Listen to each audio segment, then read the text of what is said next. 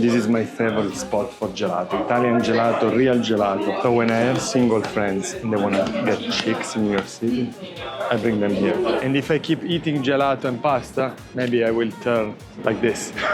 And you remember I told you that Raul is the best burger? Well, Balthazar is the only competitor. It's the perfect spot for a Sunday brunch. 19 Cleveland, the best perfect Sunday brunch spot. I might have to change to get in, but please go check it out. All right, every New Yorkers know what I'm talking about. La Esquina. This is the hidden club built in a subway. 6 p.m., you deserve a spritz. Sant'Ambrose is the spot. Oh, I bet you didn't notice. Nobody knows about this. Temple Bar, the perfect spot for the first date.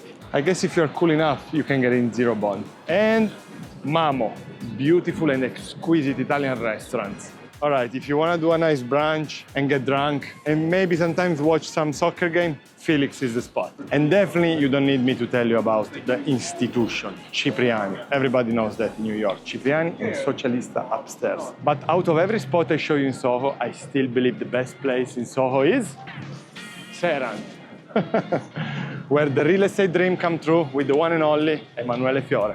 Ciao.